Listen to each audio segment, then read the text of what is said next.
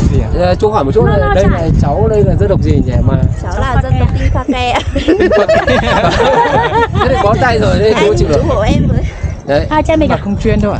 không chuyên mai chị chỉnh cho bác để em cắt chuyên ngay. Em đứng đấy, đứng đấy. Đây là dao à? Em cầm một chị. Không. Đây nhá. Đây là dân tộc Mông. Đây em để như này. Thế trong đây là có chồng xuống không? Chồng ở nhà. Chồng mình phải đi làm người yêu phú chứ không phải là đưa chồng đi theo đâu. Thế là chồng không xuống hả? Đã bắt được anh nào chưa? Đi cả ngày rồi mà tìm mãi người yêu phú chẳng thấy. Và hiện giờ tôi đã đến khu chợ tình đầu tiên. Và đây có một đội tụ tập ở đây, có một anh tóc rất dài. Xuống dưới này thì là sẽ có những anh công an đứng ở đây. Và mình thấy ở trong này có một đứa em mặc bộ quần áo rất là đẹp nha. Và giờ mình sẽ đi xuống phía cầu tình yêu nha mọi người. Và ở đây chính là cổng vào của cây cầu tình yêu nha. Mình đứng ở đây nhìn thì thấy có người đi xuống và đi lên cũng khá là nhiều. Chú quê chú ở đây. Quê ở Thái Nguyên. Thái Nguyên ạ. Chú ở Thái Thế Nguyên. chú lên đây có gặp được người yêu cũ không? Chưa. Xuống đây tìm đây. Cháu cũng nằm đây, cũng lên đây để tìm người yêu. Cháu ở đâu? Không, cháu ở Cao Bằng ạ. Cao Bằng gì? Vẫn chưa kiếm được nhé. Làm sao? Có nhiều đường lắm. Đi đường nào nó gần về Vâng. Cao Bằng. Đi đường này nó gần hơn, đường này là đường nhỏ đâu. Đường này nhỏ á. Vẫn là đường to nhưng mà nó đường đất. Chỗ không phải, chỗ Mèo Vạc cái cẳng Có. Chỗ đây đi qua Lý Buôn xong là gần. Đi qua Mèo Vạc này đi xa Bảo Lâm ấy. Ở đây đi Bảo Lâm, Bảo Lạc ấy. Vâng. Đi được không? Đi đường này. Đường dễ đi không? Đi ô tô phải không? Đi ô tô đấy. Được. Ô tô thì chắc phải đi Thoải mái đi. Thoải mái đi. Ô tô. Đi qua đường Mèo Vạc đẹp mà. Xe đi qua suốt rồi. À thế à? Vâng. Đấy, đang bảo Mai là về đây đấy. Còn đây là không có bắt được cũng về thôi. Thế là cả vợ xuống nữa hả? Có. Thế vợ là cô này hả? Không. Vợ đã bắt được đâu mà có. Đang đi tìm vợ mà. chưa bắt được, chưa bắt Thế cô ra đây có bắt chồng không? bắt nhưng mà không thấy anh nào bắt. Không có thì mình phải rủ sẵn. Vâng, cháu đang quay ạ.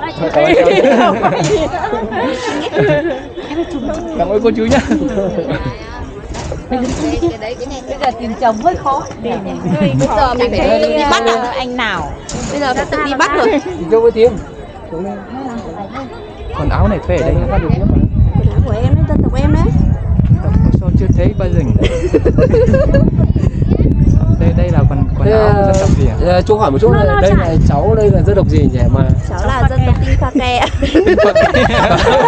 Thế thì bó tay rồi, đây chú chịu được. Chú hộ em với. Đấy. Hai cha mình Mà không chuyên đâu ạ? không chuyên mai chị chỉnh cho bác để em cắt chuyên ngay. Em đứng đấy, đứng Đây đấy. là dao à? Em cầm một chị. Không. Đây nhá. Đây là dân tộc Mông. Đây em để như này cho hai chùa bọn chị. Đây là dao à? Chụp 3 người hả? Đúng không? Mông Có cảnh đẹp không? Đấy cứ thế này mà nó như thế là được rồi. Lô thì không biết nữa. Đây đứng này, đi nào. Chú dân tộc nhưng mà biết là chú dân tộc mà. À đấy. Dạ. Đấy, cái điểm này đấy. Anh ơi cho em đứng vào cái xe ạ. Được rồi. Nhiều ký. Bắt đầu nhá. 1 2 3. 1 2 3. Từ từ nào. 1 2 3. Ủa, cho hỏi thần mà dân tộc gì mà? Pha Ke thật mà. Sao mà pha kê đây dân tộc gì nhỉ? Thế bây giờ pha với dân tộc gì? Âu nó khác mà phách nó khác, chị là không phách. Và đây chính là cái hướng đi lên và đi xuống để tham cái gù và cái kèn nha mọi người. Đây có mấy chị em mặc mấy bộ quần áo thì cũng rất là độc lạ nha mọi người. Mình cũng chưa thấy bao giờ.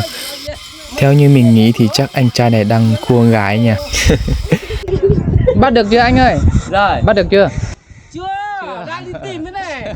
Chả biết người thì rất xinh gái nhưng mà đi tán mái cũng đủ. Chắc chưa đến duyên anh ạ. Khó lắm nhỉ. Mình thấy mấy chị em vẫn đang chụp ảnh và quay video rất là chuyên nghiệp. Em gái người Mông vừa rồi chụp ảnh cùng hai chị em người Kinh Pha Ke đấy cũng đang đứng ở đây. Em ấy cũng đứng ở đây khá là lâu rồi. Mình sẽ hỏi mấy chị em một chút. chị cho em hỏi mấy tí.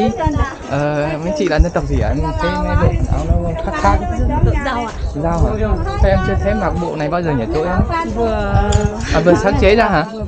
Không, hoa văn nó vẫn là hoa văn đấy mà. Nhưng mà em chưa thấy mặc như này bao giờ. Mặc vừa mới có. Năm nay mới có.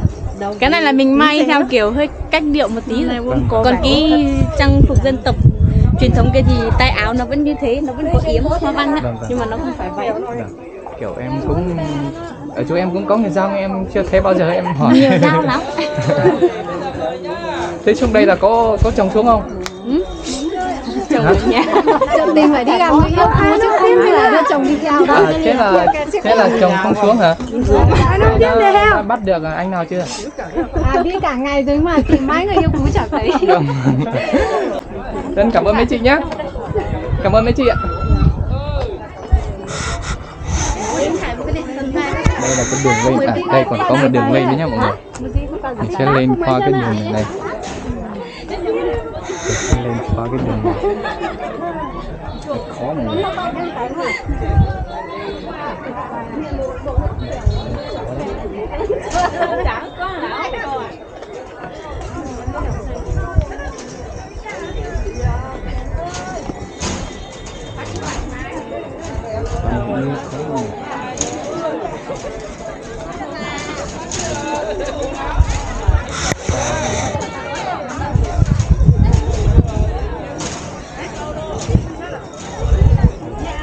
Mình đang đến được cái dù nhé mọi người.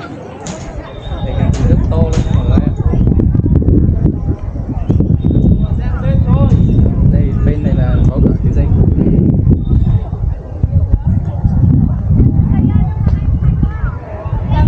Đây có cả hai bên.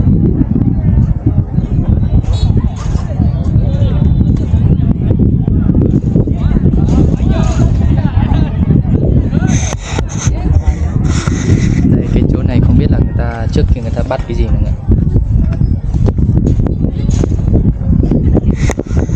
Bên kia là cái chỗ mình vô lần nãy mình mới đi qua không này.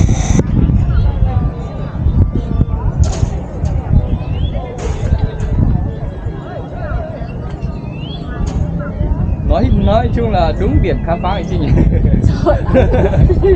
Đúng điểm của nó đấy. Tim đã rung chưa?